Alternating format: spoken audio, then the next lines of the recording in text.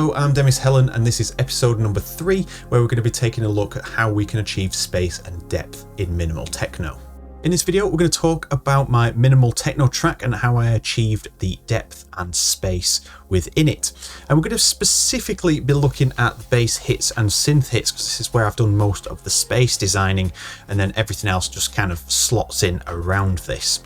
So what I mean by space is not just really putting a reverb on it and letting it flow through the mix, but we're talking more about the width of the sound and the position, the panning, and then the depth as well. So we're seeing this sort of like 3D image in the track. So we're not just talking about left and right, but we're talking about back and forth and up and down as well in a sense. So looking at the bass hits, for example, if we just focus on this section here, let's have a look at these two sounds here. So these provide the transition of sections, and these are bass hit 1 and bass hit bomb.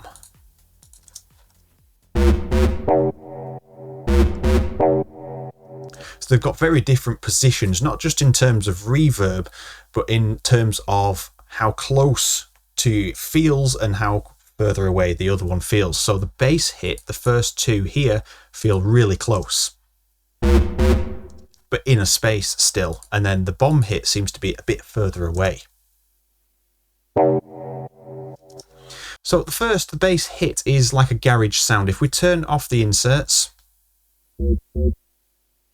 it's that typical garage style sound.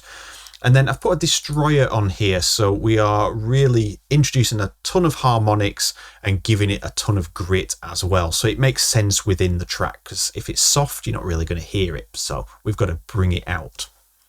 And what that's doing is giving it a position in the track. So suddenly we've got this nice, it's sort of centered, but it's got a close proximity to the listener. Then we can offset that a little bit using the stereo enhancer, and you can see I've gone super wide with this with a 23 millisecond delay. So delay gives you the illusion of space as well, and we can call this the Haas effect. We can look at that in a second on the hats to best describe the Haas effect. So with this one, if we listen to this now, you can see it's just a little bit there. It's super wide, but because it's a mono sound, just bringing it out a little bit. It's just ever so slightly bringing that together. And then finally, we have some reverb. You can see 1 second, smaller room size. That's going to give the illusion that it's closer to you as well, because you're in a small space. So you assume that the room is smaller, and that gives you that illusion of it being close as well.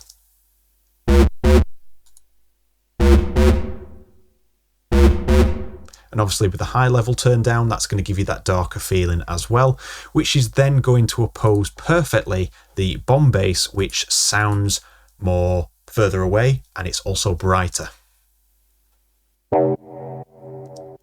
So with this one, there's a little bit more stereo information in the original sample. The original sample sounds like this. And then there's no stereo effects because there's enough width in the sound already. You can see Roomworks is going to give us 6 seconds of reverb time. We've got high diffusion again. It's still dark, but it gives us that longer reverb time, which suggests that we're in a bigger space, but it's further away in that space. So together, they sound like they're opposites. One's close, one's further away. And that gives you your depth in the track. And that's just two sounds. That's just two things that give you that illusion. Now, if we look at, say, the bass whop here, if we just... So this gives you the illusion of being close, but the reverb gives you that really distant feeling to it as well. And that is simply just using a stereo enhancer, giving it super wide texture. If we just turn that off, it really pushes it out, sort of not just left and right, but sort of behind you a little bit. That's giving you that sense of depth. Ping pong delay, just to give it some extra movement in the left and right ears. And then if we take a look at Roomworks, Roomworks SE. You can see here we've got more of the high level coming through. Still got that 6 seconds reverb time, but the lows are removed. So now we're focusing more on the highs and the distance really far away from us. So we've got this sound that seems to be close, but yet very distant. And that adds into that sort of texture as well, giving you that space illusion.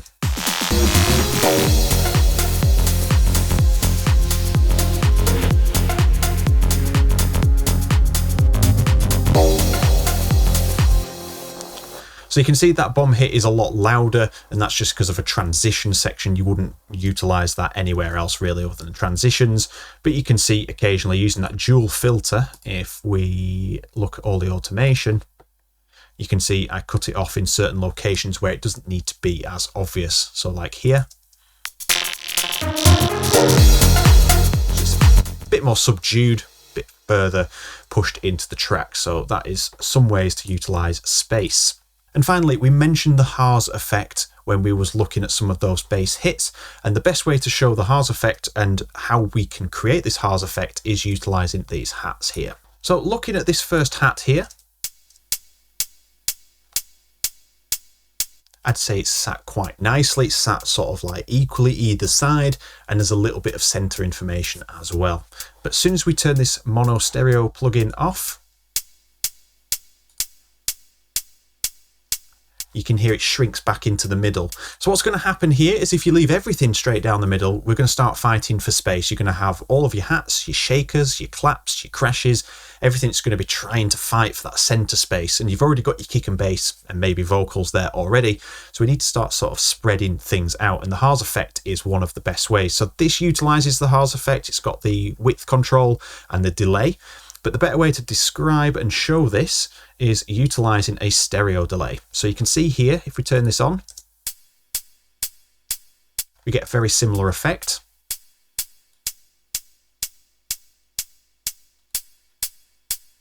And it's offsetting the left and right channels by a few milliseconds. So you can see 0.1 milliseconds and 8 on this side. You can get away with up to about 12, 13 before you start hearing the individual delays. Like if we type in 20. Now, if you're going for that sound, then there you are. That's how you get that sound.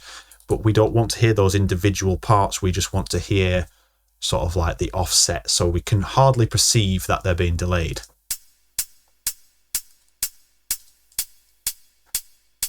And each one gives you a different effect. So 0.1 milliseconds to 8 sounds good. You can hear it slightly offset. If we look at the mixer here, it's more biased to the right. And we can just use the pan controls on here to bias that more back to the left if we wanted to.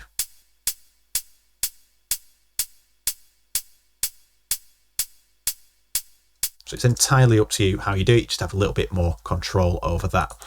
So I'm just going to switch that off. And I've done that for each hat. So each one is slightly different. We've got hat number 2. This is using the stereo delay, and you can see I'm using 4 milliseconds and 1. So you can see that the first hat goes more biased to the right. That's not a problem. The second hat, then I can bias more to the left here.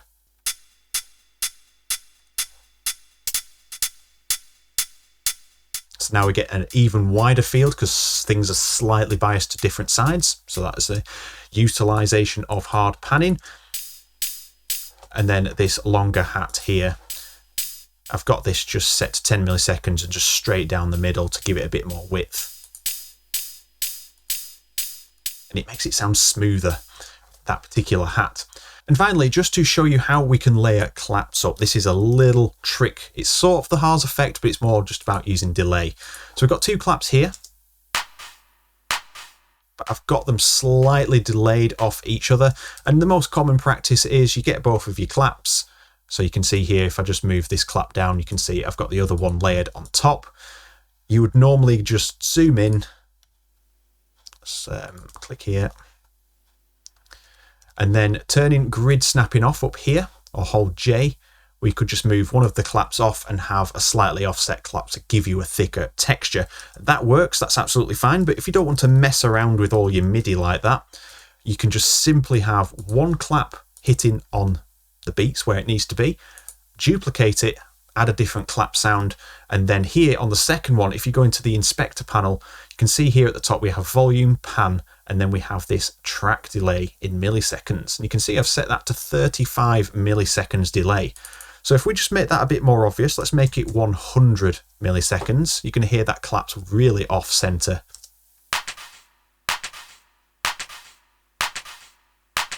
So if we bring that back down to 35, you can hear now that we're getting that layered clap sound, but one's 35 milliseconds out of time to give you that thicker texture.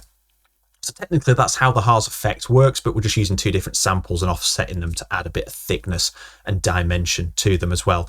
So there are a few ways that you can build space and add dimension and depth into your tracks.